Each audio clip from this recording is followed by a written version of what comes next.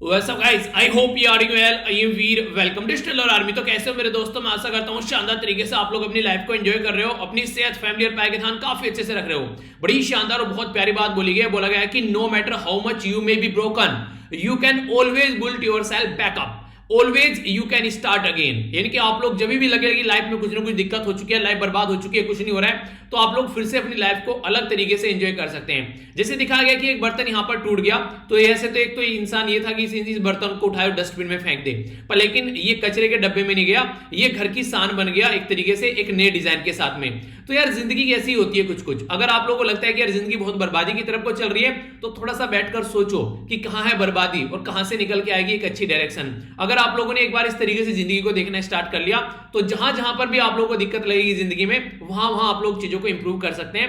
पर इसके लिए आप लोगों को अपनी जिंदगी के अंदर झांकना पड़ेगा। हम लोग अपने आप को ही टाइम नहीं देते हैं, बस बोलते रहते हैं जिंदगी बर्बाद होगी, जिंदगी बर्बाद होगी। अरे तो देखो कहां पर बर्बाद हो गई। एक बच्चा कह रहा है कि सर जिंदगी बर्बाद होगी। मैंने पूछा ऐसा क्या हो गया यार? मैंने उसको जब रिप्लाई किया तो वो बोल रहा है कि सर काफी दिनों से डॉक्टर ने मुझे बोला है कि आगे आने वाले टाइम में मतलब कि जो मोटापा मेरा इतना बढ़ गया कि मुझे थायराइड की प्रॉब्लम होगी, वो सोल्यूशन नहीं निकलेगा उसका। मैंने कहा यार ये ऐसी चीजें होती हैं कि आप लोग की ये लाइफस्टाइल डिजीज है, आप लोग आराम से इनको स्ट्रगल कर सकते हैं। अभी थायराइड की प्रॉब्लम क्या है, नॉर्मली अगर आप लोग देखकर चले, अपनी दवाई तो कंटिन्यू रखिए। अगर आप लोग रेगुलर रनिंग करते हैं, रेगुलर एक अच्छी एक्सरसाइज करते हैं, तो सारा जो मोटापा है आप लोगों को कम होना स्टार्ट हो जाता है, तो थायराइड की प्रॉब्लम अपने आप सेटल हो जाती है। तो जीवन में जितना ज्यादा इनएक्टिव आप लोग रहेंगे ना, उतनी ही ज्यादा आप लोगों को बीमारियां देखने को मिलेगी। तो सबसे पहले अपनी जिंदगी में एक्टिविटी लाइए और फिर चीजें चेंज होनी स्टार्ट हो जाएगी। तो एक तरीके से आप लोग सॉल्यूशन ओरिएंटेड माइंड रखना बंद कर देते हैं, तो ऐसी ऐसी चीजें आप लोगों के दिमाग में आने लगती है। तो कोशिश ये करो कि अपने दिमाग को सॉल्यूशन ओरिएंटेड माइंड में लेकर आओ बेसिकली, ठीक है। तो ये है कुछ बातें, आई होप कि आप लोग लाइफ में चीजों को इंप्लीमेंट करोगे। तो काफी शानदार और काफी प्यारा ये आज का डिस्कशन रहने वाला है। काफी कुछ आप लोगों को यहाँ पर जानने को मिलेगा। स्टार्टिंग में तो एडिटोरियल देखेंगे, इसके बाद में फिर न्यूज एनालिसिस आएगा, तो आप लोग इसको एंजॉय करोगे, मेरी गारंटी है, अगर अच्छे से आप लोग इसको देखोगे। सबसे पहले तो आप लोगों को पता है कल रंगारंग समारोह के साथ में ओलंपिक जो था, ये अभी यहाँ पर बेसिकली इसका पूर्ण विराम हो गया है। और हमारी कंट्री में जो यहाँ पर ओलंपिक की जब क्लोजिंग सेरेमनी थी, तो याद रखिएगा यहाँ पर बजरंग पूनिया जो है वो फ्लैग बियरर थे। यानी कि बजरंग पूनिया थे वो यहाँ पर ध्वजारोहक एक तरीके से हमारी जो इंडियन टीम थी उसको लीड कर रहे थे। तो इसके बारे में यहाँ पर बात की जा रही है। और जाते जाते यहाँ पर धोबी पछाड़ मार दिया यूएसए ने चाइना को। यूएसए टॉप पर पहुंच गया है टोटल नंबर ऑफ गोल्ड के मामले में भी और टोटल नंबर ऑफ मेडल के मामले में भी। यानी कि 39 गोल्ड है, यूएसए टॉप पर बैठ गया जाकर, और 113 टोटल मिलाकर मेडल है इसके पास में आज की डेट में। चाइना दूसरे नंबर पर आ गए, यहाँ पर 38 है इसके गोल्ड, इसके साथ में 88 टोटल मेडल आप लोगों को देखने को मिलेंगे। जापान तीसरे नंबर पर, यहाँ पर 27 यहाँ पर इसके पास में गोल्ड है और 58 टोटल मेडल देखने को मिलेंगे। ग्रेट ब्रिटेन यहाँ पर चौथे नंबर पर है, 22 गोल्ड है और 56 टोटल मेडल है। हमारी कंट्री 47 से 48 पोजीशन पर आ गई है, तो हमारे पास में 1 गोल्ड 2 सिल्वर और 4 ब्रोंज मेडल है, तो टोटल मिलाकर 7 मेडल आप लोगों को यहाँ पर देखने को मिलेंगे। तो ये कुछ ऐसा हमारा यहाँ पर अभी फिलहाल जो है मुहिम है हमारी, जिसके बारे में आप लोग आइडिया रखेगा, ठीक है। तो ये कुछ बेसिक इंफॉर्मेशन थी। बाकी कुछ इंपॉर्टेंट जो अवेयरनेस के पॉइंट है, जो मुझे कई बार लगता है कि आप लोगों से मुझे डिस्कस करते रहना चाहिए, एक ऐसा ही अवेयरनेस का पॉइंट यहाँ पर भी देखने को मिला है कि न्यूज अभी सामने निकल कर आई, जिसके बारे में आप लोगों से बात करूंगा। कई बार ऐसा देखने को मिलता है, हम लोग चाहते हैं कि हमारा बच्चा जो है, हमारी बच्ची जो है, लड़की जो है, उसकी शादी जो है फौरन में हो जाए, पर लेकिन कई बार ऐसी दुर्घटनाएं देखने को मिलती है। अभी क्या किया गया यहाँ पर, एक पर्टिकुलर लड़की ने शादी की यहाँ पर एक लड़के के साथ में कनाडा जाने के लिए। नॉर्मली हमारी कंट्री से कनाडा जो है लोग काफी आसानी से जाते हैं, क्योंकि जो प्रोसीजर थोड़ा सा आसान होता है, ठीक है। तो यहाँ पर क्या किया कि लड़की ने शादी की लड़के से, और फिर वहां पर जाकर कनाडा जाकर उसने बोल दिया कि बस मैं यहाँ पर इस रिलेशनशिप को टर्मिनेट करना चाहती हूँ, मैं किसी और के साथ में रिलेशनशिप में हूँ। तो ऐसी दिक्कतें भी देखने को मिलती है। तो पहले अच्छे से आप लोग ताक झांक अच्छे से कर लीजिए, पता चला कोई आप लोगों का सहारा लेकर यहाँ से निकलने की कोशिश कर रहे हैं, तो एक तरीके से कॉन्ट्रैक्ट मैरिज की तरीके से इसको देखा जा रहा है। कॉन्ट्रैक्ट मैरिज में क्या होता है, नॉर्मली इंसान क्या करता है कि सामने वाले को ये बोलता है कि यार इस तरीके से शादी कर लेते हैं कि हम लोग ना आगे चलकर इसको कंटिन्यू रखेंगे, तुम अपनी जिंदगी अपने हिसाब से जीना, मैं अपनी जिंदगी अपने हिसाब से जीऊंगा, ठीक है। तो इसमें ये रहता है बेसिकली एक तरीके से नहीं जी क्या सोसाइटी में फंसे हुए तो बस वहां से बाहर निकलना है, तो ऐसी चीजें देखने को मिलती है। तो ये प्रचलन काफी ज्यादा देखने को मिल रहा है, क्योंकि एक तो सोसाइटी का प्रेशर रहता है शादी कर लो, तो ऊपर से इंसान सोचता है थोड़ा सा पहले सक्सेस हो जाए, शादी वादी तो होती रहेगी, कोई बड़ी चीज तो है नहीं, ठीक है। तो इसके चलते कई सारी ऐसी दिक्कतें देखने को मिल रही हैं। तो आज की डेट में ऐसी कई सारे इशू निकलकर सामने आ रहे हैं, तो आप लोग थोड़ा ध्यान रखिएगा इसके बारे में, अगर कोई ऐसी दिक्कत बनती है तो, ठीक है। तो ये इसके बारे में बेसिक इंफॉर्मेशन है। जो कि आप लोग आइडिया रख सकते हैं। अब यहाँ पर एडिटोरियल देखेंगे एक एक कर और कई सारी चीजें जानने को मिलेगी। और हाँ, एक और छोटी सी न्यूज है, थोड़ा सा ये और बता दूं मैं आप लोगों को, ये यहाँ पर इस तरीके से भी कई बार चीजें देखने को मिलती हैं। जैसे कि बच्चा है यहाँ पर, देखिए छोटी सी बच्ची है, उसकी शादी कर दी, 16 साल की थी, 16 क्या 14 साल की थी बेचारी, ठीक है। तो यहाँ पर इसकी शादी कर दी, शादी करने के बाद में ये प्रेग्नेंट हुई, प्रेग्नेंट होने के बाद में जब बच्चे को जन्म दे रही थी तो इसकी डेथ हो गई। ये केस कहां पर हुआ, ये होगा जिम्बाब्वे के अंदर। अगर आप लोग यहाँ पर देख पा रहे हैं, मैं आप लोगों को एक बार मैप में भी दिखा देता हूं।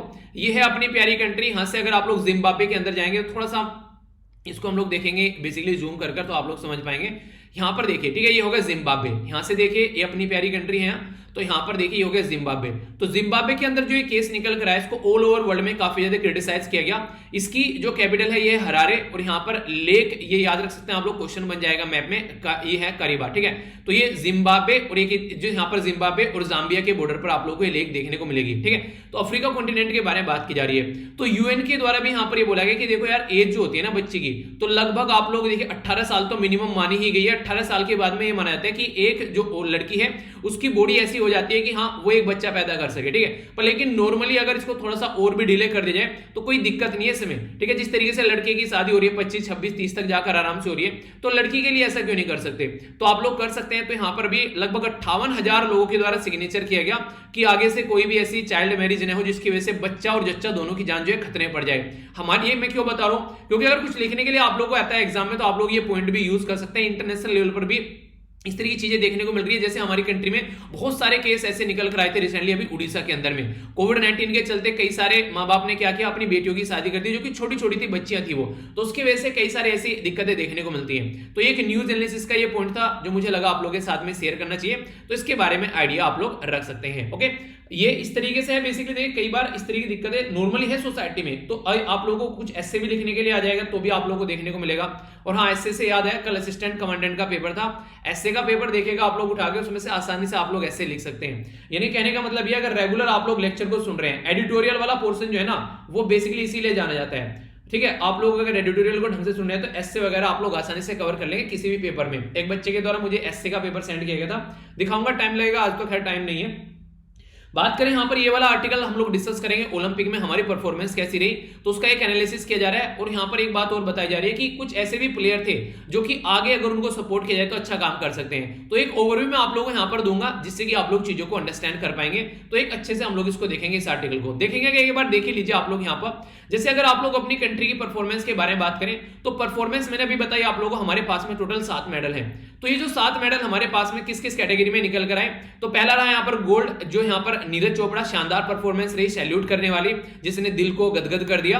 तो ये देखने को मिला एथलेटिक की कैटेगरी में, एथलीट, ठीक है। सिल्वर मिला यहाँ पर, ये था बेसिकली मीराबाई चानू, तो ये थी किसमें, ये थी यहाँ पर वेट लिफ्टिंग की कैटेगरी में, ठीक है। तो 49 किलोग्राम। इसी के साथ में रवि कुमार के द्वारा यहाँ पर रेसलिंग में जीता गया, यहाँ पर ये था बेसिकली सिल्वर। तो 2 सिल्वर 1 गोल्ड। और ब्रॉन्ज मेडल पीवी सिंधु के द्वारा आया बैडमिंटन में, ब्रॉन्ज मेडल आया यहाँ पर लवलीना के द्वारा ये बॉक्सिंग में, ब्रॉन्ज मेडल जो है हमारी हॉकी टीम के द्वारा, ये मेंस कैटेगरी है, ठीक है, उनके द्वारा। और ब्रॉन्ज मेडल आया बजरंग पूनिया के द्वारा, ठीक है।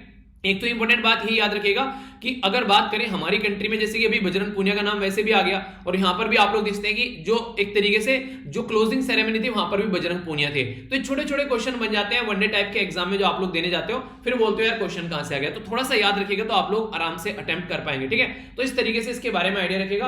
अब इंपॉर्टेंट बात क्या बोली गई है, इंपॉर्टेंट बात यहां पर यह कि कुछ ऐसी भी पर्सनैलिटी थी जिनको अगर थोड़ा भी हम लोग अच्छे से सपोर्ट कर पाते हैं तो अच्छी खासी हमारी परफॉर्मेंस आप लोगों को देखने को मिलेगी। उसमें से जो सबसे इंपॉर्टेंट जो यहाँ पर चीज देखने को मिली वो है इंडियन वुमेन ओलंपिक टीम, यानी कि हमारी कंट्री की जो वुमेन ओलंपिक टीम है उनकी काफी अच्छी परफॉर्मेंस थी, जैसा कि आप लोगों ने देखा। तो अगर उनको जैसे थोड़ा सा भी सपोर्ट किया जाए, ऑल ओवर वर्ल्ड में 4th नंबर पर आई है, और कोई हिस्ट्री नहीं है अगर आप लोग वुमेन टीम की उठाकर देखोगे तो हमारे पास में कोई ऐसी हिस्ट्री भी नहीं है कि बहुत शानदार तरीके से वुमेन की परफॉर्मेंस रही है। तो इस लेवल पर लेकर जाना अपनी कंट्री में हॉकी को, तो ये बहुत बड़ी बात थी। तो इसको और ज्यादा हम लोग सपोर्ट यहाँ पर कर सकते हैं, तो इसको आगे लेकर चल सकते हैं, ठीक है। दूसरी जो इंपॉर्टेंट पर्सनैलिटी थी यहां पर ये थी, चलिए आप लोगों को पिक्चर में नहीं पहचानो कौन, इनका नाम आप लोग कमेंट बॉक्स में लिखिए। आप लोग कर्नाटका की रहने वाली है, ये शानदार परफॉर्मेंस इनकी रही 4th नंबर पर गोल्फ की कैटेगरी में। नॉर्मली गोल्फ में हमारी कंट्री की कोई रिप्रेजेंटेशन अगर कर रही थी तो यहां पर ये अकेली थी, यहां पर जो गोल्फ में रिप्रेजेंटेशन कर रही थी। इनका नाम आप लोगों को बताना है, इनका नाम क्या है। गोल्फ के मैटर में अगर अकेला पर्सन रिप्रेजेंट कर रहा है, और बात करें तो इनकी जो लास्ट टाइम ये इनके द्वारा ओलंपिक में पार्टिसिपेट किया गया 2016 में, ठीक है, रियो डी जेनेरियो में। अब की बार 2020 में इनके द्वारा पार्टिसिपेट किया गया, तो इनकी परफॉर्मेंस में काफी शानदार जंप देखने को मिला। वहां पर last time I think 40s में इनकी रैंक थी, और अब की बार 4 है इनकी रैंक। तो इनका नाम आप लोगों को बताना है। तो ये वो प्लेयर हैं जिनको हम लोग सपोर्ट कर सकते हैं। वैसे तो आप लोगों को पता ही है, जैसे कि आप लोग देखते हैं नीरज चोपड़ा, ये सब जो हमारी कंट्री में शानदार परफॉर्मेंस जो देखकर यहां पर आए, तो ये तो एक तरीके से एप्रिसिएशन का रीजन बनी गए हैं। आगे से भाला फेंक में और ज्यादा प्लेयर आप लोग यहां पर देखने को मिलेंगे आने वाले टाइम में, क्योंकि चीजें स्टार्ट हो जाती हैं, ठीक है। तो इस तरीके से आप लोग समझ सकते हैं। एक थोड़ा सा जो सोचने वाला मुद्दा रहा यहां पर, जो मैं एक्सपेक्ट कर रहा था, एक कम से कम मेडल में एक्सपेक्ट कर रहा था शूटिंग से, पर शूटिंग में अब की बार हमारा कोई मेडल नहीं है। तो ये थोड़ी सोचने वाली बात है, वरना शूटिंग में हमारा अच्छी खासी आप लोग बोल सकते हैं परफॉर्मेंस रहती है, पर अब की बार नहीं रही, ठीक है। एक तो सौरभ के ही मैं एक्सपेक्ट कर रहा था कि कोई ना कोई तो मेडल जरूर लेके आएगा लड़का, पर लेकिन वो भी वहां पर जो है 8वीं 7वीं 8वीं पोजीशन पर आई थिंक पहुंचा। तो बहुत सारे ऐसे प्लेयर हैं जिनको थोड़ा थोड़ा सा सपोर्ट अगर किया जाए, तो आने वाले टाइम में जो नेक्स्ट ओलंपिक होगा, पता है कहां पर है नेक्स्ट ओलंपिक? वो होगा पेरिस के अंदर, यानी कि फ्रांस के अंदर। तो उसके चलते हम लोग अपनी परफॉर्मेंस बढ़ा सकते हैं। तो वो कब होगा? 2024। इंपॉर्टेंट बात यह कि इसके लिए कम टाइम हम लोगों को मिल रहा है, 3 साल मिल रहे हैं। नॉर्मली 4 साल मिल जाते हैं, पर लेकिन अभी 3 साल मिले, क्योंकि 2020 वाला 2021 में हुआ। एक तो ये इंपॉर्टेंट बात। अब एक क्वेश्चन आप लोग बताइए कि अगर बात करें 2028 में जो ओलंपिक होगा वो कहां पे होगा, ये आप लोगों को बताना है। नॉर्मली हम लोग को प्रिपेयर जो चलना चाहिए, आगे के लिए प्रिपेयर करना चाहिए अपनी चीजों को। हमारी कंट्री में टोटल जो 7 मेडल आए, अभी मैंने बता दिए सारी चीजें, ठीक है। तो 124 टोटल हमारी कंट्री से 18 स्पोर्ट कैटेगरी में हम लोग खेल रहे थे, ठीक है। इसके बारे में याद रखिएगा। बाकी टोटल 10 गोल्ड अब हमारे पास में हो चुके हैं, और 35 यहां पर टोटल मेडल है आप लोग के पास में। सबसे शानदार जो परफॉर्मेंस हमारी देखने को मिली वो 2020 के ही ओलंपिक में देखने को मिली। इससे पहले हमारे पास में जो यहां पर अच्छी खासी परफॉर्मेंस थी हमारी, यहां पर आप लोग देखते हैं कि 2012 के ओलंपिक में थी, ठीक है, जिसमें यहां पर हमारे पास में विजय कुमार और सुशील कुमार के द्वारा सिल्वर मेडल जीते गए थे। बाकी यहां पर गगन नारंग के द्वारा, जैसे मैंने बोला ना, विजय कुमार शूटिंग में हो गए, गगन नारंग शूटिंग में इस तरीके देख सकते हैं, योगेश्वर दत्त और सानिया नेहवाल। तो शूटिंग में हमारी ठीक ठाक एक तरीके से पोजीशन रहती है, पर लेकिन अब की बार देखने को मिली 2016 में बड़ी एक तरीके से खतरनाक पोजीशन रही। एक तो पीवी सिंधु के द्वारा सिल्वर जीता गया था, और ब्रोंज जीता गया था साक्षी मलिक के द्वारा। पर लेकिन अब हमारी परफॉर्मेंस सबसे शानदार रही अब तक की ओलंपिक की हिस्ट्री में। तो इसलिए भी इंपॉर्टेंट, अगर क्वेश्चन बन जाए तो कंफ्यूज आप लोग मत होइएगा, ठीक है।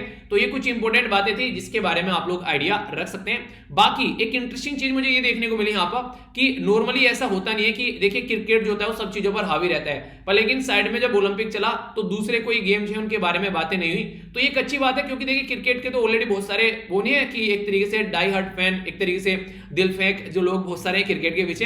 पर लेकिन अगर ऐसे ऐसे गेम को भी हम लोग सपोर्ट करने लगे, इनके बारे में बातें करने लगे, अपने बच्चों को अप्रिशिएट करने लगे कि यार इस गेम में अपने बच्चों को आगे लेकर चलना है आने वाले टाइम में, या फिर अगर आप लोग अभी उस एज में है तो हमको भी इस एज में कुछ करना है, तो आप लोग भी डिसाइड कर आगे बढ़ सकते हैं। तो ये बातें हैं। तो एक तरीके से कुछ लिखने के लिए भी आ जाए तो आप लोग याद रखना, मैंने आप लोगों से एडिटोरियल भी डिस्कस किया था कि वो कंट्री जो अमीर कंट्री है, जिनकी जीडीपी अच्छी है, वो कंट्री आप लोगों को टॉप पर देखने को मिलेगी।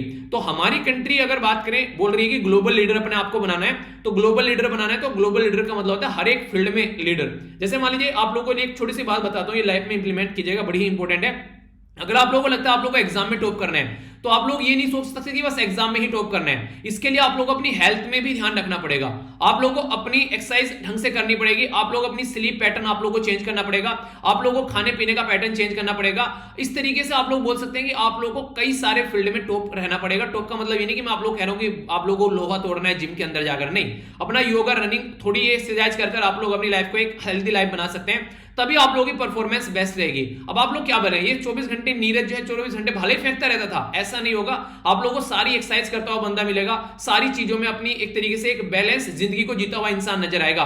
तो अगर कल को चलकर हम लोग ग्लोबल लीडर बनते हैं, तो ग्लोबल लीडर बनने का मतलब तब है जब हम लोग यहां पर अपने इस पर्टिकुलर फील्ड में भी एक अच्छी परफॉर्मेंस दें। वरना वैसे तो हम लोग चाइना के साथ में कंपेयर कर रहे हैं, फील्ड में चाइना के साथ में स्टैंड कर रहे हैं हम लोग, कहीं पर यूएस से चाइना के साथ में कंपेयर करते हैं तो समझ में आता है। अब देख लो यहां पर ओलंपिक के अंदर भी दोनों के में क्या टक्कर चल रही है। तो चाइना अपने आप को बोले कि मैं ग्लोबल लीडर बन रहा हूं तो समझ में आता है, और हमारी कंट्री वर्ल्ड में सेकंड मोस्ट पॉपुलस और बैठी है 46 पर, तो कहीं ना कहीं कमी तो है यार बहुत ज्यादा ग्राउंड लेवल पर। और अभी एक स्टेटमेंट नीरज चोपड़ा के कोच के द्वारा भी दिया गया कि हमारी कंट्री में जो ऑथोरिटी है ना, जो स्पोर्ट की ऑथोरिटी है, ठीक है, वो भी खुद नहीं जानती है रियलिटी में इंटरनेशनल स्टैंडर्ड को कैसे फॉलो कर रहे हैं। तो एक बड़ा ही नेगेटिव सा कमेंट आया यहाँ पर, काफी ज्यादा क्रिटिसाइज भी उसको किया जा रहा है, कोच के द्वारा किया गया, नीरज चोपड़ा कोच के द्वारा। तो उसके चलते यहाँ पर देखने को मिल रहा है कि हमारी कंट्री में स्टैंडर्ड ही प्रोवाइड नहीं कराया जा रहा है अब तक उस लेवल का कि हाँ प्लेयर जो है उस लेवल पर जाकर खेल सके।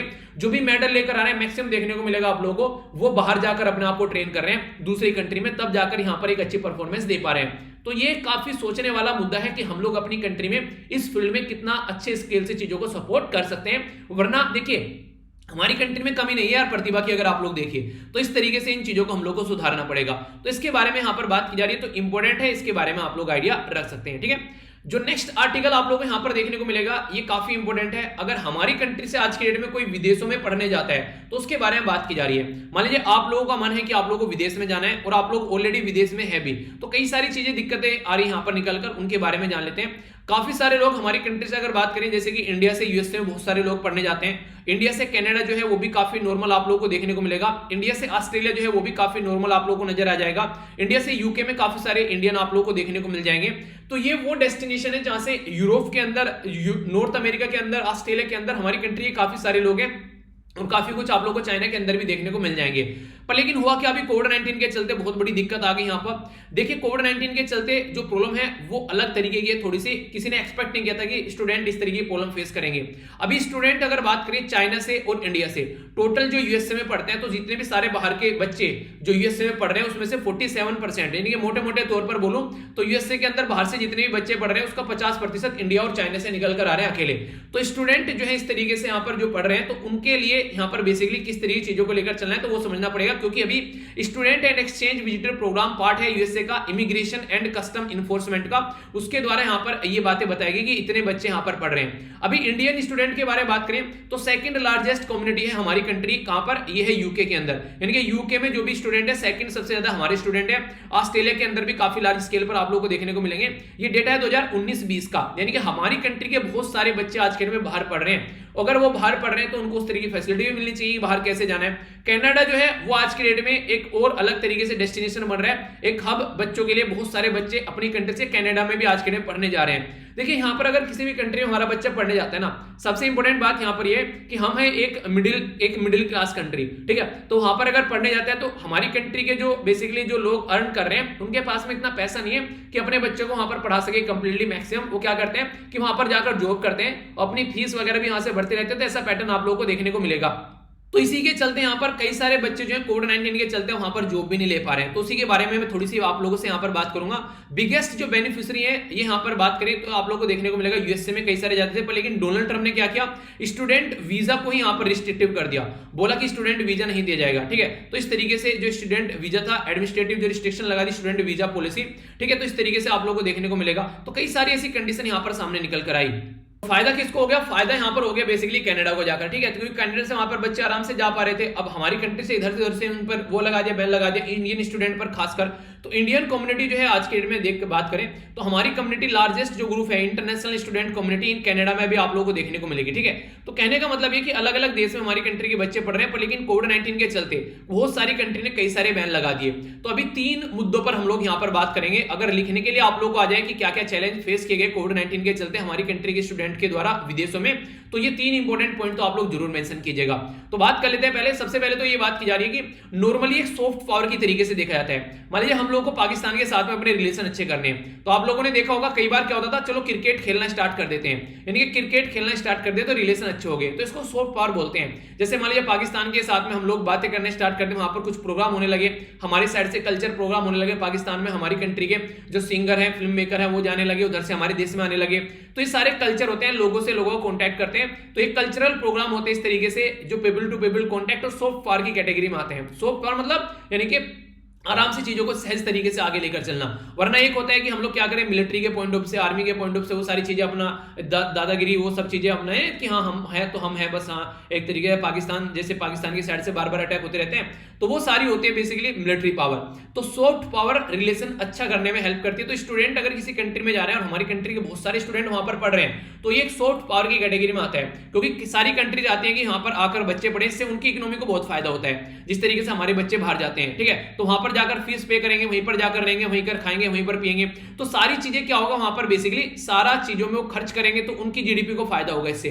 तो इंडियन स्टूडेंट जो है कई सारी प्रॉब्लम फेस करते हैं, उनको बेसिकली कई बार तो इग्नोर कर दिया जाता है। ये काफी बड़ी कम्युनिटी होने के बावजूद भी कई बार इंडियन स्टूडेंट को ढंग से नहीं देखा जाता है। इसके चलते अभी रिसेंट इंडियन स्टूडेंट एसोसिएशन के द्वारा इस बात पर अटेंशन देने की कोशिश की गई कि हाँ यार इन चीजों के ऊपर ध्यान देना चाहिए। हमारी कंट्री के जो बच्चे हैं बाहर पढ़ रहे हैं तो वो क्या क्या प्रॉब्लम फेस कर रहे हैं। तो 3 मेन प्रॉब्लम यहां पर निकल कर आई, 3 मेन चैलेंज आप लोगों को देखने को मिलेंगे। पहला जो चैलेंज है ये काफी एक इंपॉर्टेंट आप लोग बोल सकते हैं। बहुत सारी कंट्री क्या किया, जब हमें पता चला हमारी कंट्री वर्ल्ड में दूसरे नंबर पर सबसे ज्यादा कोरोना वायरस के केस आ गए, तो इन कंट्री के द्वारा साफ साफ बोल दिया गया कि इंडिया से जो भी फ्लाइट आएगी वो हमारी कंट्री के अंदर अलाउ नहीं की जाएगी। चाहे आप लोग यूके की बात कर लीजिए, और भी कई सारी कंट्री सामने निकल कर आई, जर्मनी ने भी आई थिंक ऐसा कुछ किया। तो बहुत सारी कंट्री ने यहां पर सामने निकल कर आई और फ्लाइट को रिस्ट्रिक्ट कर दिया कि इंडिया की फ्लाइट हमारे कंट्री के अंदर नहीं आना चाहिए, ठीक है। तो लॉकडाउन इंपोज कर रखा था, फ्लाइट में कोई नहीं आएगा, ठीक है। तो इसके चलते सारी चीजें, कोई स्टूडेंट जो है वीजा इशू नहीं करेगा यहां पर अभी आज के लिए, जब तक पर कोरोना वायरस ठीक नहीं हो जाता है। तो लगभग 2020 में काफी लार्ज स्केल पर बच्चों का जो एजुकेशन का जो सेशन था वो यहां पर इंटरप्ट हुआ, काफी ज्यादा दिक्कत देखने को मिली।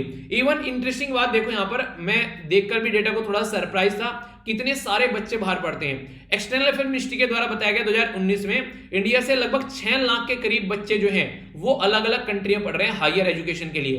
6 लाख के करीब बच्चे, तो 6 लाख में से ओनली 2.5 लाख के करीब बच्चे जो हैं वो वापस जा पाए, वरना काफी सारे बच्चे जो हैं वो वापस ही नहीं जा पाए। ये काफी बड़ा मुद्दा यहां पर देखने को मिला। कई सारी फ्लाइट थी या फिर कोई और सारे रीजन थे। तो पहला रीजन तो क्या था कि उस कंट्री से फ्लाइट को ही बंद कर दिया, तो जब फ्लाइट ही नहीं चल रही है तो उस कंट्री का स्टूडेंट कैसे आएगा, तो बड़ी प्रॉब्लम यहां पर देखने को मिल गई। दूसरा इंपॉर्टेंट रीजन सामने निकलकर यहां पर आया वैक्सीनेशन का। हमारी कंट्री में कई तरह की वैक्सीनेशन हम लोग प्रोवाइड कर रहे हैं, जैसे कोवैक्सीन हो गया, स्पुतनिक 5 हो गया, ठीक है, कोविशील्ड हो गया। तो अभी किया क्या गया, बेसिकली इंटरनेशनल स्टूडेंट के हिसाब से अगर बात करें, कई सारी कंट्री ने बोला कि वैक्सीनेशन आप लोगों को लगवा कर आना है, और वो वैक्सीनेशन आप लोगों को लेकर आना है जो कि WHO यानी कि वर्ल्ड हेल्थ ऑर्गेनाइजेशन के द्वारा अप्रूव किया जा चुका हो, रिकॉग्नाइज किया जा चुका हो।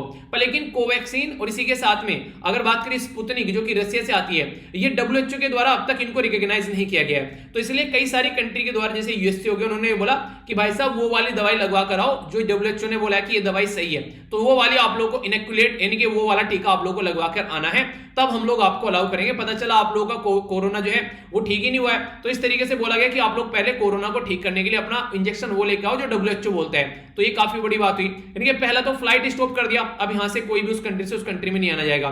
तो जब फ्लाइट ही नहीं चल रही तो कैसे जाएंगे। रही सही कसर जो पूरी थी वो यहां पर इनोकुलेशन ने कर दी, क्योंकि हमारी कंट्री में जो दवाई प्रोवाइड कराई जा रही है वो इन्होंने एक्सेप्ट करने से ही मना कर दिया। तो ये काफी बड़ी दिक्कत यहां पर देखने को मिल गई। तो इसके चलते उनको बोला कि रीवैक्सीनेट आप लोग होकर आओ। तीसरा जो इशू यहां पर रहा कोविड-19 के चलते, ये था बेसिकली, देखिए हमारी कंट्री के जो स्टूडेंट है ना, वहां जाकर फीस पे करने के लिए क्या करते हैं, पार्ट टाइम जॉब करते हैं। तो अभी कोविड-19 के चलते सारी कंपनी, सारे रिसोर्सेज, सारी चीजें बंद पड़ी थी, तो जॉब कहां मिले बच्चों को। तो इसकी वजह से वहां पर काफी ज्यादा डिफिकल्टी हो गई उनके सर्वाइवल में भी वहां पर, तो इसलिए वहां पर दिक्कतें निकल कर आई। तो सर्वाइवल काफी बुरा हो गया, वहां पर रहना काफी मुश्किल हो गया, खाना पीना काफी मुश्किल हो गया। तो इसकी वजह से भी बहुत सारे बच्चे जो वापस नहीं जा पा रहे, क्योंकि उनके पास में जॉब ही नहीं है। तो इसके चलते ये सारी दिक्कतें देखने को मिल रही हैं। तो जो 3 पॉइंट मैंने आप लोगों को बताए हैं, 3 पॉइंट याद रखिएगा।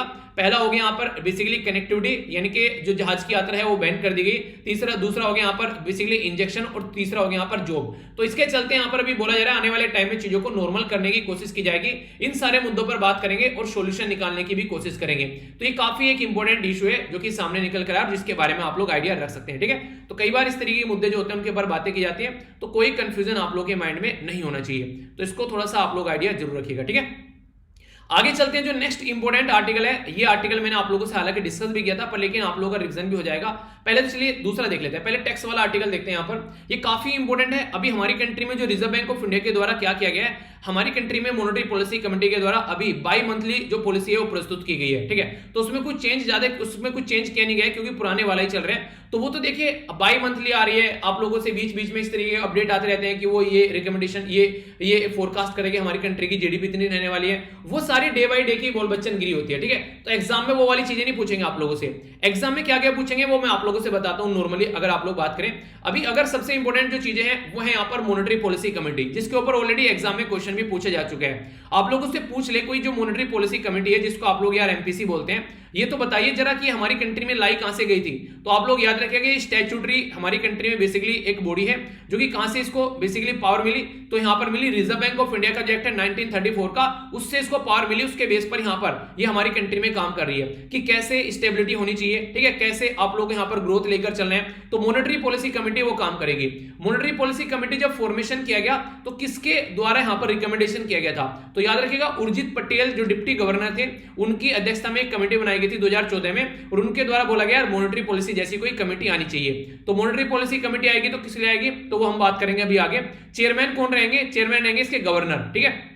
जैसे कि यहां पर ये एक्स ऑफिशियो चेयरमैन शब्द लिखा हुआ है। एक्स ऑफिशियो चेयरमैन का मतलब क्या है कि जैसे गवर्नर कोई पर्टिकुलर पर्सन बन गया आरबीआई का, सेंट्रल बैंक का, जैसे हमारी कंट्री में reserve bank of India India का सेंट्रल बैंक है, ठीक है। तो गवर्नर बन गया यहां पर कोई पर्टिकुलर पर्सन। अब वो गवर्नर बन गया तो उसको मॉनेटरी पॉलिसी कमेटी का चेयरमैन बनाने के लिए अलग से कोई एग्जाम नहीं देना है, अलग से कोई इलेक्शन नहीं लड़ना है। बस ये पोस्ट उसको मिल गई गवर्नर की, तो ये पोस्ट उसको रूंगे में मिल जाएगी। नहीं कहते कि ऊपर से कि गोलगप्पे खाने के बाद में पपड़ी तो दे दो यार, तो फ्री की पपड़ी। तो ये फ्री की पपड़ी आप लोगों को देखने को मिलेगी, जिसको एक्स ऑफिशियो कहते हैं। तो फ्री की पपड़ी आप लोग इसको बोल सकते हैं, ठीक है। तो याद रखने के लिए कुछ इस तरीके की तिड़मबाजी देखिए, तो ये जरूरी है, आप लोग याद रख पाएंगे, आप भूलेंगे नहीं इसको, ठीक है।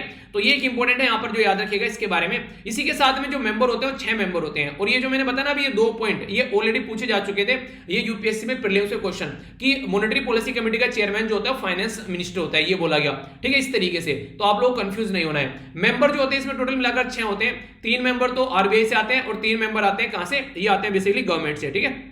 इंपॉर्टेंट बात यह कि यहां पर अगर डिसीजन जो लिया जाता है वो मेजोरिटी के बेस पर लिया जाता है, तो गवर्नर जो है वो कास्टिंग वोट ओनली डालते हैं। इसको समझिएगा थोड़ा सा, एक बार मैंने पहले बताया था तो एक बच्चे को कंफ्यूजन हो गया था। देखिए जैसे 6 मेंबर हैं, अब मान लीजिए 6 मेंबर को कोई डिसीजन लेना है, तो मान लीजिए 3 एक साइड हो गए, 3 एक साइड हो गए, ये तो टाई हो गया, तो डिसीजन तो नहीं ले पाएंगे यहां पर इस तरीके से। तो इसलिए होता क्या है, 5 मेंबर ओनली डिसीजन लेते हैं, और जो गवर्नर रहते हैं आरबीआई के, वो जो है वो वोट तब डालते हैं अगर टाई हो जाता है। टाई कैसे हो गया, मान लीजिए 5 मेंबर है यहां पर, एक कोई एब्सेंट है, 4 मेंबर आए ओनली, ठीक है। 4 मेंबर में से उनको डिसीजन लेना है कि हाँ यार कोई आज ये चीजें चेंज करनी है, तो 4 में से 2 एक साइड में हो गए, 2 एक साइड में हो गए। तो आरबीआई के जो गवर्नर है वो वोट डालेंगे और बोलेंगे ठीक है ऐसे इसको निपटा लेते हैं, ठीक है। तो कास्टिंग वोट यहां पर बेसिकली दी जाती है, वरना अगर 5 के 5 आ रखे फिर तो आएगा ही डिसीजन कोई ना कोई कि किधर है। और नॉर्मली गवर्नमेंट का डिसीजन यहां पर चलता है, क्यों, जो कि आरबीआई के गवर्नर के पास में कास्टिंग वोट है, और नॉर्मली 3 गवर्नमेंट के मेंबर रहते हैं, तो आरबीआई का गवर्नर वोट डालेगा नहीं, तो नॉर्मली गवर्नमेंट की ही चलती है यहां पर मॉनेटरी पॉलिसी कमेटी के अंदर, ऐसा आप लोग बोल सकते हैं, ठीक है। तो ये याद रखिएगा, इंपॉर्टेंट है। आगे अगर बात करें यहां पर जो फंक्शन होता है ये काफी इंपॉर्टेंट है, इन्फ्लेशन को टारगेट करना है ये 4 पर, तो ये कई बार आप लोगों से क्वेश्चन भी पूछा जा सकता है। इसके बारे में याद रखिएगा, कंज्यूमर प्राइस इंडेक्स इन्फ्लेशन को ये कोशिश करते हैं कि इसको यहां पर मेंटेन रखने की कोशिश करें, ठीक है। अगर इसके बारे में बात करें तो यहां पर कई सारी चीजें, जैसे फिलहाल जो है ये काफी ज्यादा बढ़ रहा है तो उसको कंट्रोल करके लेकर आना है। तो कंट्रोल कहां तक रखना है, तो 4 ± 2 के बीच में कंट्रोल रखना है, यानी कि आप लोगों को कंट्रोल करना है कहां से लेके 4 में से 2 गए, कितने हो गए, ये हो गए 2, 4 में 2 जुड़ गए, कितने हो गए 6, तो 2 से लेके 6 के बीच में इन्फ्लेशन यानी कि महंगाई होनी चाहिए 2 से लेके 6 के बीच में। तो ये कोशिश की जाती है, इसके अंदर ही आप लोगों को महंगाई रखनी है। तो इसीलिए अगर बात करें जो क्वार्टर यहां पर डिसाइड किया गया था कि यहां पर हम लोग को महंगाई रखनी है, तो क्वार्टर 4 जो था 2020-21 का, उसमें बोला गया कि 5% इन्फ्लेशन रखना है। फिर 2000 जो यहां पर आ गया 20-21 का, तो 20-21 का कब से स्टार्ट हो गया, 1 अप्रैल से स्टार्ट हो गया, तो अप्रैल हो गया, मई हो गया और जून हो गया, तो इसमें बोला गया 5.2 रखना है। फिर हो गया जुलाई अगस्त सितंबर, इसमें 5.2 रखना है। अक्टूबर नवंबर दिसंबर, इसमें 4.4 रखना है, ठीक है। फिर जनवरी फरवरी मार्च, तो इस तरीके से आप लोगों को ये चीजें देखने को मिलेगी। तो ये एक पैटर्न आप लोग इसके बारे में याद रखिएगा, क्वेश्चन भी आप लोगों से कई बार इस तरीके से कंफ्यूजन में डालने के लिए स्टेटमेंट कई बार बन जाती है। तो मैंने क्या समझा आप लोगों की, इन्फ्लेशन को कंट्रोल करना है। और इंटरेस्टिंग चीज है कि पहली बार जब मॉनेटरी पॉलिसी कमेटी आई थी वो 2016 में आई थी। 2016 में जब मॉनेटरी पॉलिसी कमेटी आ गई तो 2021 तक का टारगेट था उसका कि इन्फ्लेशन को आप लोगों को 4 ± जो 2 पर कंट्रोल करना है, ठीक है, यानी कि 2 से लेके 6 के बीच में कंट्रोल करना है। पर लेकिन अभी क्या हुआ, 2021 तो क्रॉस हो गया, जब मार्च आया यहां पर 31 मार्च में कहानी खत्म होगी। अब यहां पर अगला जो टाइम पीरियड चल गया, तो एक आप लोग याद रखिएगा जो बोलने जा रहा हूं, 1 अप्रैल से लेके 2021 से लेके अब 2026 तक का आप लोगों को देखने को मिलेगा। यहां पर बेसिकली मॉनेटरी पॉलिसी कमेटी जो है वो एक्सटेंड कर दी गई है और टारगेट यही रखा गया, टारगेट में कोई भी चेंज नहीं किया गया है। तो ये क्वेश्चन अगर बन जाए तो ये मत बोलना क्वेश्चन कहां से आ गया। दूसरी या तीसरी बार इसको रिपीट कर रहा हूं क्योंकि रिवीजन आप लोगों का होता रहता है, ये जरूरी है। और हाँ, रिवीजन से बात याद आई, आप लोगों ने वीडियो जरूर देखना जो मैंने जून और जुलाई का करंट अफेयर आप लोगों को बनाया, और वो 2020 का है, 2021 का नहीं है, याद रखना। 2021 की जो जुलाई की वीडियो है वो आप लोगों की जल्दी ही आएगी, उसके ऊपर मैं काम कर रहा हूं, ठीक है। पहले ये वाली वीडियो आप लोग देख लीजिए। तो मैंने अब तक का आप लोगों का मई से लेके और अब तक का जो मई से लेके जून तक का, 2020 मई से लेके 2021 जून तक का करंट अफेयर की सारी वीडियो मैंने बना दी है, ठीक है। तो ये देखिएगा आप लोग। इसी के साथ में बात करें, अब फिलहाल आप लोगों की जुलाई की आने वाली है। तो जैसा मैंने बोला था कि आप लोगों का लगभग 1.5 साल का करंट अफेयर कवर करा दूंगा, वो आप लोगों का कवर हो जाएगा एग्जाम से पहले पहले। तो ये मैंने गारंटी दी थी, तो ये कंप्लीट करा दिया है। एक वीडियो को समझ के चलना, 1 महीने की जो वीडियो है, एक वीडियो के अंदर 8 घंटे लग रहे हैं, तो उससे हिसाब लगा लेना मैंने कितना टाइम इसके अंदर दिया है। तो उस मेहनत को बेकार मत जाने देना, अपना रिवीजन करना और एग्जाम में सिलेक्शन लेकर जरूर आना, ठीक है। ये रिक्वेस्ट है आप लोगों से, इसको जरूर देखना। अब इन्फ्लेशन जो यहां पर बढ़ता है, इसके रीजन क्या होते हैं, तो यहां पर इसको 3 कैटेगरी में बेसिकली डिवाइड किया जाता है कि इन्फ्लेशन यानी कि महंगाई इसके तरीके से बढ़ रही है। पहला तो डिमांड पुल इन्फ्लेशन है, सबको आप लोगों को चाहिए कि यार हमको ना सबको लैपटॉप खरीदना है, ठीक है, सारे लैपटॉप के पीछे बढ़ गए। तो एक तरीके से डिमांड मार्केट में एक तरीके से लैपटॉप की बढ़ गई और मार्केट में लैपटॉप की कमी है, तो नॉर्मल क्या होगा, उसका महंगाई बढ़ जाएगी, ठीक है। नॉर्मली हालांकि लैपटॉप वगैरह के प्राइस फिक्स होते हैं, आप लोग क्या बोल सकते हैं, सबको एप्पल खाने हैं, ठीक है, सबको आम खाने हैं, ठीक है, सबको मैंगो खाने हैं, तो सारे जो है वो खरीदने चले गए। अब मार्केट में एक ही ठेली खड़ी हुई है, तो क्या करेगा, बोलेगा यार वाह मजा आ गया, तो सब खरीदने आ रहे हैं और कोई है भी नहीं मेरे आसपास ठेली वाला जो कोई वहां अमली बैठा हो, तो 50 रुपए किलो के हिसाब से दे रहा था, तुरंत इसने बढ़ाकर इसको 250 रुपए किलो कर दिया, ठीक है। तो आप लोगों को अगर लेना है तो लेंगे आप लोग, तो एक तरीके से डिमांड की वजह से महंगाई बढ़ गई, ऐसा बोल सकते हैं। कोस्ट पुल इन्फ्लेशन के यहां पर, जैसे कि मान लीजिए किसी चीज को हम लोग जम्मू कश्मीर से लेकर हम लोग लेकर आते हैं उसको कन्याकुमारी में, और हम लोग उसको एक ट्रक में लेकर आते हैं। ट्रक क्या है यहां पर, वो चलता है बेसिकली डीजल पर।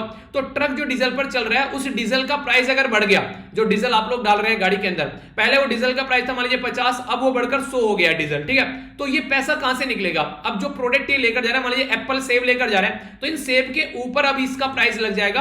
अगर ये सेब यहां पर मान लीजिए 150 रुपए किलो मिल रहे थे, तो ये सेब अब क्या होंगे, यहां पर ये लगभग 170-175 रुपए किलो मिलेंगे, क्योंकि डीजल का प्राइस बढ़ा, उसकी वजह से इनका प्राइस बढ़ गया। तो इसको बोलते हैं कोस्ट पुल इन्फ्लेशन, यानी कि कोस्ट जो थी वो यहां पर बढ़ी, तो इसका यहां पर प्राइस बढ़ गया। तो डिमांड बढ़ गई, ये कोस्ट बढ़ गई उसको ले जाने की, उसकी वजह से बढ़ गया। तीसरा है बुल्ट इन इन्फ्लेशन, यानी कि जैसे ही कोविड-19 खत्म हो गया, सबकी सैलरी डबल कर दी कि हाँ यार अब अच्छी खासी कंपनी बढ़ने लगी, सारी चीज होगी, तो सैलरी सबकी अच्छी खासी कर दी। तो जैसे ही लोगों के हाथ में पैसा आ गया, लोग क्या कर रहे हैं, कोई मोटरसाइकिल खरीद रहा है, कोई यहां पर मोबाइल खरीद रहा है, कोई टीवी खरीद रहा है, ठीक है, कोई रेफ्रिजरेटर खरीद रहा है, कोई एसी खरीद रहा है। तो मार्केट में डिमांड एक तरीके से बढ़ गई उस चीज के लिए, तो इसको बिल्ट इन इन्फ्लेशन बोलते हैं। उसकी वजह से भी कई बार थोड़ी महंगाई बढ़ जाती है, ठीक है। तो पर्टिकुलर इस तरीके से आप लोग इसको अंडरस्टैंड कर सकते हैं। तो यार ये चीजें हैं, अगर आप लोगों से लिखने के लिए भी कोई पूछ ले, तो मुझे तो लगता नहीं कि माइंड में कंफ्यूजन होना चाहिए। अब आप लोगों के माइंड में इस चीज को लेकर कोई भी डाउट नहीं होना चाहिए। तो ये मैंने आप लोगों को एक्सप्लेन कर दी। कुछ और इंपॉर्टेंट बातें जो आप लोगों को याद रखनी है, यहां पर कई बार इनके बारे में भी कंफ्यूजन हो जाता है। बात की जा रही है यहां पर रेपो रेट और reverse repo rate. Repo rate को यहां पर ये काफी इंपॉर्टेंट रेट होता है, जो खासकर यहां पर जो चेंज किया जाता है, काफी बड़ा इंपैक्ट आप लोगों को देखने को मिलेगा। रेपो रेट क्या होता है, रेपो रेट वो रेट होता है जिसे सेंट्रल बैंक जो होता है, यानी कि कंट्री का सेंट्रल बैंक कौन है हमारा, वो है रिजर्व बैंक ऑफ इंडिया। ये लैंड करता है मनी टू कमर्शियल बैंक। ये कमर्शियल बैंक के लिए शॉर्ट जो उनका फंड होता है, थोड़े टाइम के लिए उनके पास में फंड खत्म हो गया, तो तुरंत रेपो रेट से यहां पर पैसा लेंगे आरबीआई से, और आरबीआई क्या करेगा, उनको पैसा दे देगा, ठीक है। तो आरबीआई उनको पैसा देगा, तो आरबीआई क्या करेगा, इस पर इंटरेस्ट कमाएगा, ठीक है। तो इस तरीके से समझ सकते हैं। पर लेकिन ये शॉर्ट टर्म के लिए होता है, जब यहां पर इनका नॉर्मल सिचुएशन हो जाती है, फिर ये पैसा रिटर्न कर देते हैं, ठीक है। जब ये पैसा रिटर्न करते हैं, तो फिर आरबीआई क्या करता है, इनसे जब पैसा रिटर्न लेता है, तो वो फिर यहां पर देखिए, यहां तो इंटरेस्ट रेट आरबीआई ज्यादा लेता है, पर लेकिन रिटर्न में इंटरेस्ट रेट कम देता है। यानी कई बार ये एक का डिफरेंस देखने को मिलता था यहां पर। नॉर्मली यहां पर क्या रहता है कि अब आरबीआई कमर्शियल बैंक से ले रहा है पैसा वापसी। रीजन क्या है इसका, रीजन ये मार्केट में लिक्विडिटी को कम कर रहे हैं, ठीक है। यानी कि एक तरीके से किसी भी पर्टिकुलर कंट्री में मार्केट में लिक्विडिटी बढ़ानी है, लिक्विडिटी घटानी है। लिक्विडिटी का मतलब क्या होता है कि जनता के हाथ में ज्यादा पैसा रहेगा तो ज्यादा पैसे चीजें खरीदेंगे, जनता के हाथ में कम पैसा रहेगा तो कम चीजें खरीदेंगे। तो इस तरीके से लिक्विडिटी बढ़ाने और घटाने का काम कई बार ये रेपो रेट और रिवर्स रेपो रेट यहां पर रोल प्ले करते हैं, ठीक है। तो ये याद रखना। तो यहां पर इन्फ्लेशन को कंट्रोल करने के लिए भी इन टूल का यूज किया जाता है। तो रिवर्स रेपो रेट क्या होगा, फिर आरबीआई पैसा लेके यहां पर वापसी जो भी यहां पर इनके पास में था, ठीक है। तो इस तरीके से समझ सकते हैं। एक है कैश रिजर्व रेशो, सीआरआर जिसको आप लोग बोलते हैं। सीआरआर क्या होता है बेसिकली, जैसे आप लोग घर से आप लोगों को 10,000 रुपए मिले, 10,000 रुपए घर से आप लोगों को मिले और आप लोगों को बोला गया कि ठीक है यार ये आप लोगों का खर्चा है। आप लोगों ने क्या किया, आप लोग समझदार आदमी है, 1,000 रुपए आप लोगों ने बचा कर रख लिए, ठीक है। इमरजेंसी के लिए इसको यूज करेंगे, क्योंकि कल को पता चला कोई दिक्कत हो गई तो आप लोगों ने 1,000 करके पैसे इकट्ठे कर लिए, तो आप लोग उनसे उनको यूज कर सकते हैं। तो ये तरीका होता है, इस तरीके से आप लोग समझ सकते हैं कि जो कैश है यहां पर एक तरीके से उसको रखना, कल को अगर एक तरीके से पैसे की कमी पड़ जाए तो उसको यूज कर सको। तो इस तरीके का एक जो पैसा है वो आरबीआई के पास में रखा रहता है बैंक का, कि कल को कोई दिक्कत हो जाए तो यहां पर इस पैसे को यूज किया जा सके, ठीक है। ये नहीं कि पता चला बैंक डूब रहा है तो जो लोग जिनके पैसे हैं कम से कम किसी का तो रिटर्न कुछ जाएगा।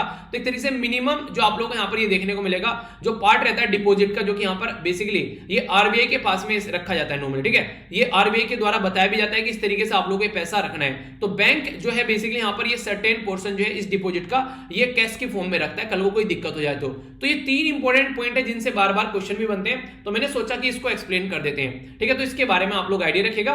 तो पूरा डिटेल में मैंने आप लोगों को एक्सप्लेन कर दिया, कोई भी कंफ्यूजन नहीं होना चाहिए, ठीक है। आइए अब चलते हैं नेक्स्ट आर्टिकल की ओर। ये जो आर्टिकल है ये भी एक इंपॉर्टेंट आर्टिकल आप लोग बोल सकते हैं नॉर्मली अगर देखा जाए। इसके बारे में मैंने आप लोगों से डिस्कस भी किया था, ये रेट्रोस्पेक्टिव टैक्स के बारे में। तो रेट्रोस्पेक्टिव टैक्स क्या होता है बेसिकली, रेट्रोस्पेक्टिव टैक्स ये होता है, मान लीजिए पास्ट में किसने कोई, जैसे हमारी कंट्री में जीएसटी को लेकर आए, अब जीएसटी को लेकर आए 2017 में जीएसटी आ गया तो जीएसटी को इंप्लीमेंट कर दिया, जीएसटी में कई सारी कमी रह गई।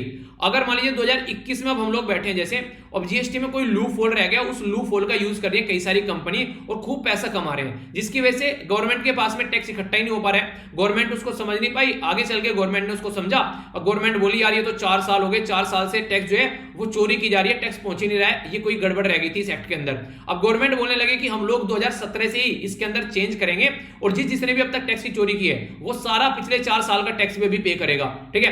तो इसको बोलते हैं रेट्रोस्पेक्टिव टैक्स, यानी कि पीछे से जाकर टैक्स को चेंज करना और फिर वो सारा टैक्स उससे मांगना जिसने यहां पर बेसिकली इसकी चोरी की है। तो ऐसी हरकतें हमारी कंट्री में की गई थी 2012 में और कई सारी इस तरीके से दिक्कत आ गई थी सामने निकलकर जब ये हरकतें की गई। तो 2012 में जब ये हरकतें की गई तो हमारी कंट्री में कई सारी कंपनी थी, जैसे कि हच हो गया, ठीक है। इस तरीके से आप लोगों को देखने को मिलेगा। आप लोगों ने कैरिन इंडिया का नाम सुना होगा, ये भी यहां पर आज के डेट में ये इसके चलते केस चला। तो जब रेट्रोस्पेक्टिव टैक्स लगा रहे उनको बोला गया कि आप लोगों को यहां पर 2.2 बिलियन और दुनिया भर का पैसा पे करना है, तो ये जो कंपनी थी ये कंपनी जो है बेसिकली कोर्ट में चली गई।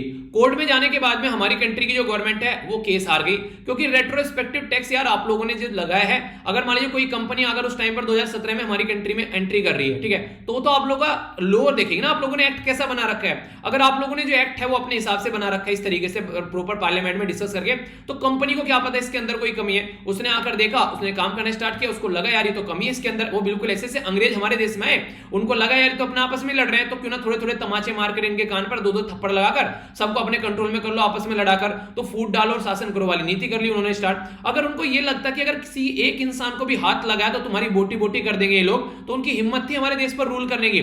हम लोग आपस में लड़ेंगे तभी तो घर में आकर कोई घुसेगा।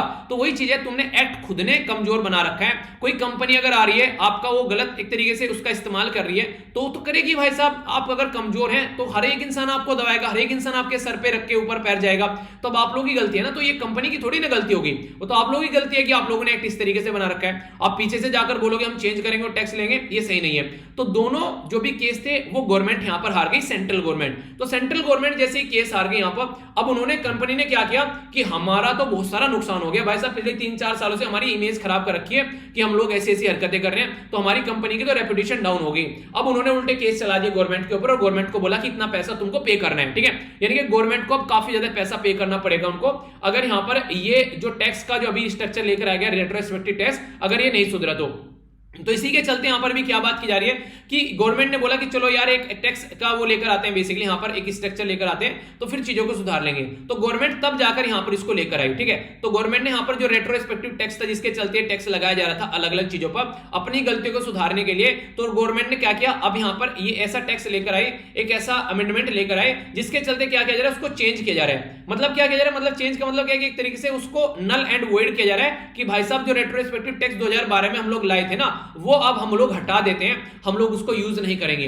पर लेकिन उसके लिए कंडीशन है, आप लोग अगर चाहते हैं कि हम लोग उसको हटा दें तो आप लोगों को भी हमारी कुछ बातें माननी पड़ेगी। वो एलिजिबिलिटी क्राइटेरिया क्या है, जो भी केस हमारे खिलाफ यानी कि गवर्नमेंट के खिलाफ आप लोगों ने चला रखे हैं, एक तो वो केस आप लोग को हटाने पड़ेंगे, दूसरा आगे से नहीं बोलोगे कि हमारी इमेज खराब कर दी और हमको डैमेज भरना पड़ेगा गवर्नमेंट को। ये दो अगर बातें आप लोग मान लें तो रेट्रोस्पेक्टिव टैक्स वाला फंडा जो है वो हम लोग हटा देंगे। यानी कि एक तरीके से आप लोग बोल सकते हैं कि आईटी डिपार्टमेंट के द्वारा जो डिमांड की जा रही थी यहां पर वोडाफोन से, वो सारी चीजें वो आप लोग नहीं मांगेंगे। ठीक है, तो कैरियर इंडिया से भी मांगा गया था 10,570 करोड़ रुपए, वो आप लोग नहीं मांगेंगे। सुप्रीम कोर्ट के अंदर जो भी बातें चल रही है वो सारी साइड में कर दी जाएगी। यानी कि वो नहीं कहते कि चलो यार जो लड़ाई है उसको साइड में रखकर आगे बढ़ते हैं। तो ये कुछ ऐसी बातें यहां पर इनके द्वारा बोलेगी जिसकी वजह से काफी ज्यादा न्यूज में था। ठीक है, तो इसके बारे में याद रखिएगा, ये इंपॉर्टेंट है। तो गवर्नमेंट ने अब बोला कि हाँ चलो यार चीजों को नॉर्मल करते हैं, तो इनके द्वारा यहां पर पूरा पैटर्न चेंज कर दिया गया। तो यानी कि रेट्रोस्पेक्टिव टैक्स एक तरीके से जो लाया गया था, अब जो गलती कर दी गई थी उस गलती को फिर से अब यहां पर सुधारने के लिए, देखिए पहले तो बोला कि टैक्स के स्ट्रक्चर के अंदर गलती है, तो फिर से उस गलती को सुधारने के लिए जो सही काम करने की कोशिश की गई उससे और ज्यादा ब्लंडर हो गया, यानी कि और बड़ी गलती होगी। उसकी वजह से क्या हो गया, हमारी कंट्री की इमेज जो थी ऑल ओवर वर्ल्ड में खराब हो गई। Even ease of doing business में बात करें तो हमारी कंट्री की इमेज काफी ज्यादा खराब होगी। आप लोग याद रखिएगा, इंपॉर्टेंट क्वेश्चन बन जाएगा, वर्ल्ड बैंक के द्वारा ये तैयार की जाती है ease of doing business ranking. तो हमारी कंट्री की जो रैंक थी 2014 से लेके 2019 के बीच में अगर बात करेंगे तो 63वीं रैंक हमारी हो गई है आज की डेट में। जो इंपॉर्टेंट चीजें हैं इसके ऊपर यूपीएससी ने क्वेश्चन पूछा गया ऑलरेडी, तो याद रखिएगा उसने पूछा था कि कौन कौन से एरिया है पैरामीटर जिसके बेस पर आप लोग ये रैंकिंग तैयार करते हैं। 2003 में रैंकिंग तैयार करना स्टार्ट की गई थी यहां पर ease of doing business ranking. तो बिजनेस कैसे स्टार्ट करते हैं, क्या हमारी कंट्री में बिजनेस स्टार्ट करना आसान है, डीलिंग कैसे करते हैं, अगर कोई कंस्ट्रक्शन परमिट किसी को लेना है, कहीं पर कोई बिल्डिंग खड़ी करनी है, इलेक्ट्रिसिटी की अवेलेबिलिटी कैसे प्रोवाइड करा पाएंगे आप लोग, ये देखना पड़ेगा। इसी के साथ में प्रॉपर्टी रजिस्ट्रेशन कैसे आप लोग करा पाते हैं, क्रेडिट अवेलेबिलिटी यानी कि जो लोन आप लोग लेते हैं क्या बैंक आप लोगों को आराम से लोन दे देता है, प्रोटेक्शन ऑफ माइनॉरिटी इन्वेस्टर, मान लीजिए कल को अगर कोई बड़ा कंपनी आकर यहां पर काम करने लगे तो छोटी छोटी कंपनी के यहां पर सर्वाइव कर पाएंगे, टैक्स पे की स्ट्रक्चर कैसी है, यही है रेट्रोस्पेक्टिव वाला फंडा जो दिक्कत क्रिएट कर देता है। ठीक है, इसी के साथ में फिर लड़ रहे हैं तो रिजोल्यूशन कैसे करना है, तो इंसॉल्वेंसी कैसी है, यहां पर एक तरीके से कई बार कंपनी बर्बाद हो गई, अपने आप को दिवालिया घोषित कर दिया, तो कैसे उससे बाहर निकलना है। ठीक है, ट्रेडिंग अक्रॉस द बॉर्डर, एक राज्य से दूसरे राज्य में ट्रेडिंग कैसे चल रही है, एक कंट्री से दूसरी कंट्री में कैसे ट्रेडिंग चल रही है, कॉन्ट्रैक्ट अगर साइन किया तो उसको कैसे इन्फोर्स कर रहे हैं। तो ये 10 पैरामीटर है जो ease of doing business ranking में अपना रोल प्ले करते हैं। हमारी कंट्री की परफॉर्मेंस अच्छी कहां पर देखने को मिली, कंस्ट्रक्शन परमिट आसानी से मिल जा रहा है, अच्छी परफॉर्मेंस है। ठीक है, ट्रेडिंग अक्रॉस द बॉर्डर आसानी से हो रहा है, रिजोल्व किया जा रहा है इंसॉल्वेंसी को।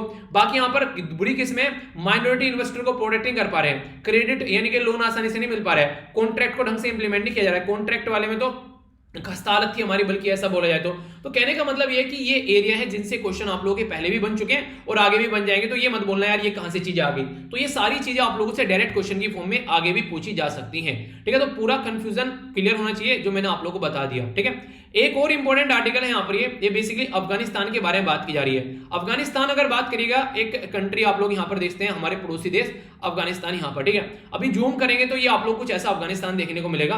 तो अफगानिस्तान की कैपिटल हो गई काबुल और अफगानी इसकी करेंसी हो गई। दिक्कत क्या है अफगानिस्तान के अंदर, दिक्कत ये है कि अफगानिस्तान के अंदर आज की डेट में अगर आप लोग जाकर देखेंगे तो वहां पर सबसे बड़ी प्रॉब्लम ये निकल कर आ रही है, तालिबान जो है वो पूरी कंट्री को कंट्रोल करता हुआ जा रहा है, यानी कि तालिबान जो है वो पूरी कंट्री पर अपना कब्जा कर रहे हैं। और इसके बारे में कभी एक न्यूज आर्टिकल भी आप लोग को देखने को मिलेगा कि लगभग अभी पहले 2 सिटी उसने अपने कंट्रोल में ले ली, अब 3 सिटी और अपने कंट्रोल में ले ली है। यानी कि जब से यूएसए की फोर्स तालिबान से बाहर निकली है, तालिबान आसपास वाले एरिया को अपने कंट्रोल में लेता हुआ जा रहा है। और नॉर्मली तालिबान पहले गांव वाले एरिया में हुआ करता था, पर लेकिन आज की डेट में जो तालिबान है वो यहां पर गांव वाले एरिया से होकर वो सिटी वाले एरिया में भी यहां पर पहुंच गया है। तो सिटी में कंट्रोल कर रहा है, तो इसका मतलब ये है किसी भी कंट्री में सबसे ज्यादा अगर ग्रोथ निकल कर आती है तो उस कंट्री की सिटी से निकल कर आती है। सारी कंपनी वहीं पर होती है, सारे इंफ्रास्ट्रक्चर की यूनिट वहीं पर होती है, सारा कंस्ट्रक्शन की यूनिट वहीं पर होती है, तो सारे डेवलपमेंट के काम सिटी से निकल कर आते हैं, हॉस्पिटल वहीं पर है, सारी चीजें स्कूल मैक्सिमम आप लोगों को देखने को मिलेंगे। तो कहने का मतलब यहां पर ये हो जाता है कि अगर सिटी कंट्रोल में आ जाती है अफगानिस्तान के अंदर तालिबान के कंट्रोल में, तो फिर दिक्कत हो जाएगी। एक गृह युद्ध की तरफ को देश जा रहा है, तालिबान जैसे यहां पर चीजों को कंट्रोल करता जा रहा है उसके चलते। तो यहां पर गलती की गई है यूएसए के द्वारा काफी बड़ी, जिस तरीके से वो यहां से निकल कर गया। तो इसके बारे में बात की जा रही है, जब यूएसए के द्वारा एंट्री की गई थी यहां पर जॉर्ज डब्ल्यू बुश के द्वारा, तो उसके द्वारा यह बोला गया था कि हमारी कंट्री में जो बर्बादी की है उसामा बिन लादेन के द्वारा, अल कायदा को हम लोग बर्बाद कर देंगे। तो अल कायदा का जो सरगना था यहां पर उसामा बिन लादेन लादेन उस टाइम पर ये बैठा हुआ था अफगानिस्तान के अंदर, तो अफगानिस्तान के अंदर से इसको निकालकर मारने की बात की गई और बोला गया अफगानिस्तान में एक डेमोक्रेटिक सिस्टम स्टैब्लिश करेंगे। तो इन्होंने बोला तालिबान को कि यार ये ओसामा बिन लादेन हमको दे दो, तालिबान ने बोला भैया, उन्होंने सुनने से मना कर दिया। ये बिल्कुल ऐसे ही है जैसे मैंने बताया था ना कि कोई रिक्शा वाला है और उसको चल के प्राइम मिनिस्टर मोदी बोले कि भाई साहब वहां जाना है और रिक्शे वाला बोल दे कि नहीं मेरे पास में टाइम नहीं है, ठीक है। आप लोग सोचिए क्या होगा उस टाइम पर। तो वही कंडीशन है कि एक छोटा सा तालिबान है यूएस से जो कि वर्ल्ड पावर है, उसको बोल रहा है कि मेरे पास में टाइम नहीं है तुमसे बात करने का। तो आगे भाई साहब अपना हथियार बंद लेकर इसके अफगानिस्तान के अंदर, तो अल कायदा को पहले तो निपटाया पूरा, ठीक है। तो ओसामा बिन लादेन यूएसए से उससे अफगानिस्तान से भागकर जो पाकिस्तान चला गया, पाकिस्तान में घुसकर इसको मारा।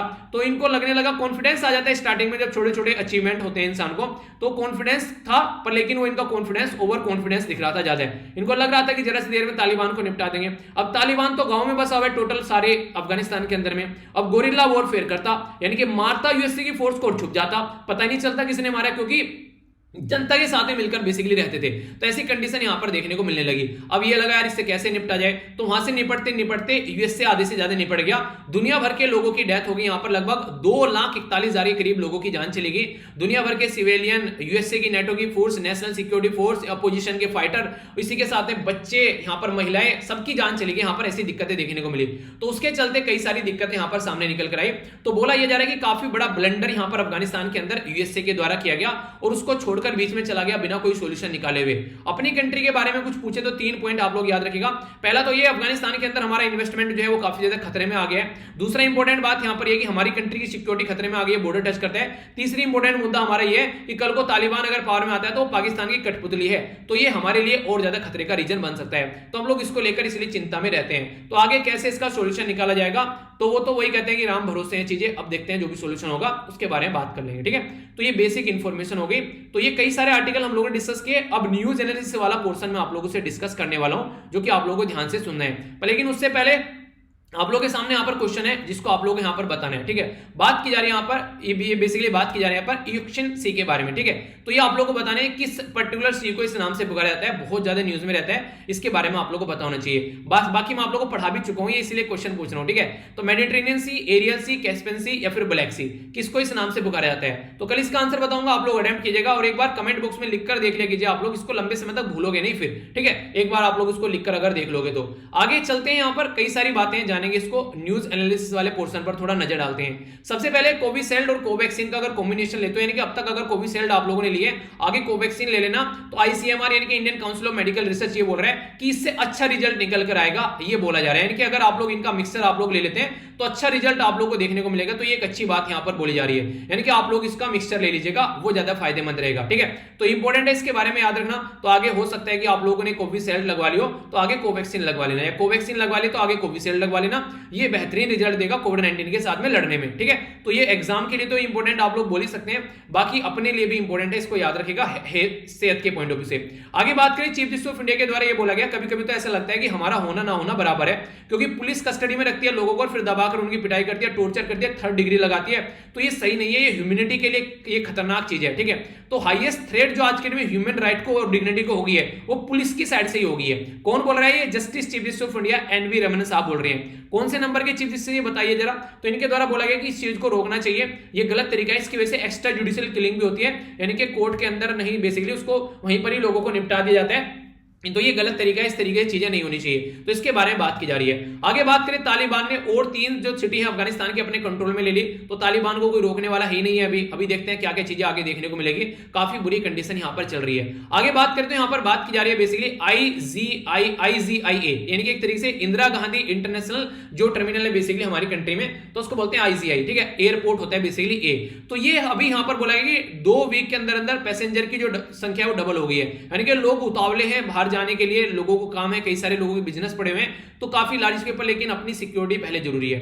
ये एक इंपॉर्टेंट आप लोग बोल सकते हैं, हालांकि मैंने डिस्कस भी आप लोगों से किया था वर्ल्ड ट्राइबल डे के बारे में। तो अगर आप लोग बिलोंग करते हैं एक पर्टिकुलर राज्य से, कई बार ऐसे एडवर्टाइजमेंट आ जाते हैं, तो छत्तीसगढ़ से रिलेटेड वेलफेयर के जो भी प्रोग्राम है बेसिकली ट्राइबल कम्युनिटी से रिलेटेड, तो वो बता रखे हैं यहाँ पर। तो अगर आप लोग छत्तीसगढ़ से पर्टिकुलर अगर आप लोग आते हैं तो इसको स्क्रीनशॉट लेकर रख लेना, इंपोर्टेंट क्वेश्चन आप लोगों के लोकल एग्जाम में भी यहां पर बन सकते हैं, ठीक है। बाकी वर्ल्ड ट्राइबल डे जो है, इसको international day of world indigenous people, ये मैंने डिस्कस किया था आप लोगों से नैनो मैगजीन के अंदर में। तो देखिए वो वाली वीडियो अगर आप लोग देखते हैं तो बहुत सारी चीजें आप लोगों को एक्स्ट्रा मिल जाएंगी, ठीक है, जो आप लोगों में बैकग्राउंड इन्फॉर्मेशन के साथ में, तो अच्छे से सारी चीजें आप लोगों की पकड़ में आप लोग आ जाएंगी। कई सारे बच्चे ऐसे हैं जो कि इनसे बहुत फायदा उठा रहे हैं। एग्जाम देकर आओगे तब पता चलेगा आप लोगों को कि क्या है ये वीडियो, किस तरीके से मैंने ये बेसिकली स्ट्रक्चर इनका कर रखा है। तो ध्यान से सुना करो इनको, ठीक है। तो 9 अगस्त 2021 में आया था अवेयरनेस फैलाने के लिए। तो बात की जा रही है कि लिविंग नो वन बिहाइंड, तो ये है यहां पर थीम इंडिजिनस पीपल, एंड बात की जा रही है and the call for new social contract, तो यानी कि मिलकर काम करना है सोसाइटी में, ऐसा कॉन्ट्रैक्ट यहां पर आना है, तो उसके बारे में बात की जा रही है। तो याद रखेगा नेक्स्ट जो इंपॉर्टेंट बात है यहां पर, ये बोला जा रहा है कि लड़का और लड़की की जो एज है शादी के लिए, बोला जा रहा है कि 21 होनी चाहिए। लड़के की तो 21 है, तो लड़की की भी 21 होनी चाहिए। अगर मैं आप लोगों से पूछूं इसके बारे में, आप लोग सहमत है या नहीं, आप लोग बताइए। अगर लड़की की एज 21 होगी या होनी चाहिए या फिर नहीं होनी चाहिए, तो दोनों बताइएगा यस या फिर नो। अगर यस बोलो तो क्यों, और नो बोलो तो क्यों। अगर रीजन भी देना है तो रीजन भी जरूर दीजिएगा, ठीक है।